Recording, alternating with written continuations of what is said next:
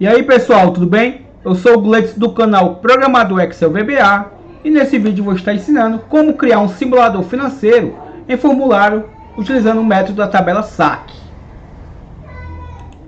Eu peço a você, caso não esteja inscrito no canal Programador Excel VBA, clique no botão inscrever-se e ative o sininho de notificações. Então, o que é que vamos estar fazendo nesse vídeo? Vou clicar aqui, nessa forma, e ele vai chamar aqui o nosso formulário, aonde eu vou estar digitando o valor financiado, a quantidade de meses que eu quero financiar o valor e a taxa de juros. Então, aproveitando que ele já me carregou esses valores aqui, que eu já deixei pré-definidos, obviamente eu deixei apenas por questão didáticas. Ao clicar aqui, nesse botãozinho aqui, ele vai me gerar as parcelas e os valores, perfeito? A quantidade de prestações, os juros sobre cada prestação, o valor amortizado, que é o valor fixo no método da tabela SAC, o valor de pagamento e o meu saldo devedor. Observe que ele faz o cálculo até zerar o nosso saldo devedor. Então, basicamente, este arquivo aqui tem a mesma lógica desse arquivo que a gente aprendeu a fazer na mesma tabela. Na realidade, na planilha, aonde eu tive o trabalho apenas de informar um valor qualquer, por exemplo, o valor aqui de R$1.000, utilizando o exemplo lá do vídeo, colocando aqui, por exemplo, 10 parcelas e os juros aqui de 1%. Clicar aqui em gerar financiamento, ele me mostrou aqui já as parcelas. Então, basicamente é a mesma lógica, porém, mudando de objetos, eu vou sair do objeto planilha para o objeto formulário. Então, obviamente, tem algumas particularidades, mas o raciocínio, a lógica é a mesma. Então eu peço a você que está assistindo esse vídeo, deixe o seu gostei aí no vídeo do canal. E ênfase, eu peço muito a você que gosta do canal, que compartilhe os vídeos deste canal nos grupos que vocês fazem parte. Os últimos vídeos do canal não têm obtido muitas views, e isso não tem ajudado muito no crescimento do nosso canal. Então eu peço a você encarecidamente que está assistindo esse vídeo, que gosta do conteúdo do canal, que deixe aquele seu gostei, utilize o campo comentários, onde é bastante construtivo a sua opinião e ajuda bastante. O seu comentário aí no campo dos comentários ajuda bastante para que o YouTube ranqueie esse vídeo e sugira para mais pessoas. E claro, compartilhe esse vídeo nos grupos que vocês fazem parte, nos grupos de Excel aí, para que mais pessoas venham a conhecer o canal. Então, vamos estar aprendendo a fazer a programação, está programando este arquivo, perfeito? Então, vamos basicamente começar a programação do zero. Então, vamos pressionar a tecla Alt F11 para termos acesso ao nosso Visual Basic Editor. Vou clicar em exibir, Project Explorer. Duplo clique aqui no meu formulário, é o meu Useiform 2, e eu vou apresentar aqui os objetos para vocês. Aqui aparece um valor, porque obviamente eu deixei pré-definido dentro da sua propriedade texto. Obviamente, quando a gente estiver utilizando ele, eu vou deixar ele carregar com o valor vazio, mas por enquanto eu vou deixar com o valor definido aqui. Então, esse é o meu TXT valor financiado, esse é o meu TXT em meses, e esse é o meu TXT underline taxa underline juros. Então, basicamente, para eu fazer o meu cálculo, eu preciso saber o valor que vai ser financiado, a quantidade de meses e a taxa de juros. Esse juros vai ser aplicado mês a mês. E esse daqui é uma label. Eu não dei o nome a ele, vou até dar um nome aqui, LBL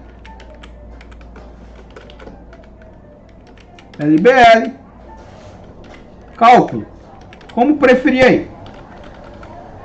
E esse último objeto que eu tenho aqui é o meu TXT total pago. Se vocês repararem, basicamente eu tirei a cor de fundo deles. Por isso que ele está nessa representação aqui, que basicamente parece que não tem nenhum objeto inserido. Mas se eu arrastar aqui um pouquinho para o lado, vocês vão reparar que o seu backstyle está transparente. Se eu botar aqui opaque, ele fica novamente com aquela cor de fundo, ó. Vou deixar aqui como transparente. E o seu border style está com a propriedade none.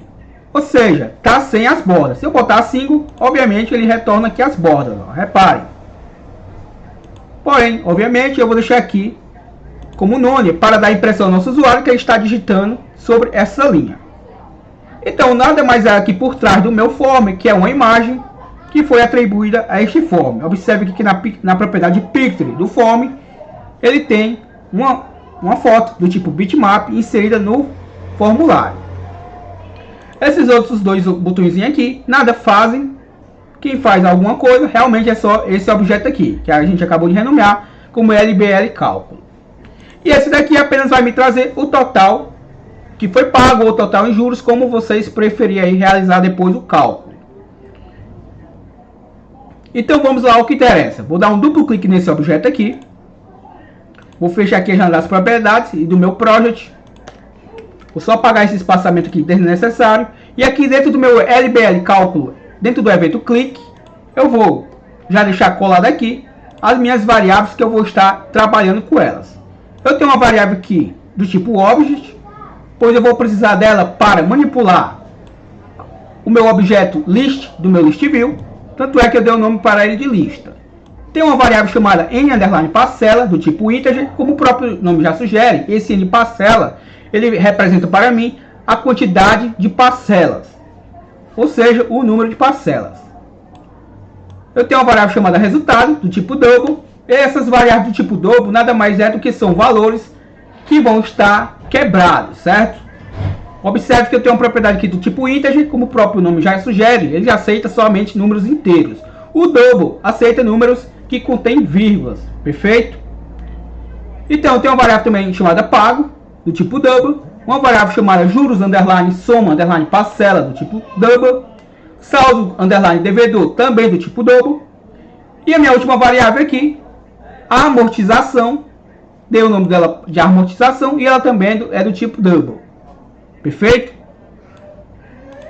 Então o que vamos fazer aqui, entendido que eu tenho essas variáveis. Eu vou pegar a minha variável amortização, sem acentuação, e vou dizer que ela é o mesmo que o meu objeto mi.txt underline valor financiado dividido pelo o meu mi.txt número de meses. Ou seja, através do meu objeto que vai receber o valor que eu financiei, dividido pelo número de meses, eu vou obter o valor da minha amortização. Lembrando que essa amortização aqui, ela é fixa no modelo da tabela SAC. Porém, vamos executar aqui só para que a gente veja se realmente ele vai calcular direitinho. Vou executar aqui. Aproveitando que já tem esses valores pré-definidos, estou financiando um valor de R$1.000 na quantidade de 10 meses. Vou clicar aqui e vamos ver o que acontece. Nesse momento, a minha amortização aqui não recebeu nenhum valor, pois ele ainda não processou a informação. Meu valor financiado nesse momento é de R$1.000, dividido pelo número de meses, que é 10. Vou pressionar aqui a tecla F8 para que ele debugue o código. E a minha amortização aqui recebeu o valor de R$100. Então, se a gente reparar aqui, obviamente, 1.000 dividido para 10, realmente dá 10. Porém, a gente vai aqui trabalhar utilizando uma máscara para o valor, para que eu represente do tipo moeda. E também eu vou utilizar a constante CDBL para que a gente possa estar somando os valores, certo? Que para não ocorrer nenhum tipo de erro, por garantia eu vou utilizar o comando CDBL para converter os valores. Lembrando que a gente tem um vídeo aí no canal especificamente sobre CDBL. Se você colocar aí no assunto do canal CDBL, ele logo vai ranquear o vídeo. Então, como é que eu utilizo o comando CDBL? Nada mais é do que, vou parar aqui o código, duplo clique aqui no objeto, vou tirar aqui o ponto de interrupção. CDBL, coloco aqui comando CDBL e abro o parênteses. E aí ele me pede a expressão que vai ser convertida vai ser esse objeto aqui, perfeito? Então vou fechar aqui o parênteses. Então o que estiver entre parênteses está sendo convertido. E aqui também eu vou fazer a mesma coisa. CDBL, vou estar convertendo o que estiver entre parênteses, só para garantir de não ocorrer nenhum erro no cálculo. E como eu vou querer ver esse valor aqui formatado, eu vou utilizar o meu comando format, abro parênteses, e isso daqui tudo vai estar sendo formatado em que formato? Vou colocar aqui vírgula e vou dizer aqui o tipo de máscara que eu vou estar utilizando, o formato currency, ou seja, o formato moeda. Então, obviamente, aqui eu vou obter o mesmo resultado, porém no formato moeda. Feito isso, eu vou precisar, obviamente, primeiramente fazer uma limpeza no meu list view para que eu adicione novas informações. Então eu vou colocar aqui o meu mi para facilitar a minha licitação, mi.lst parcelas,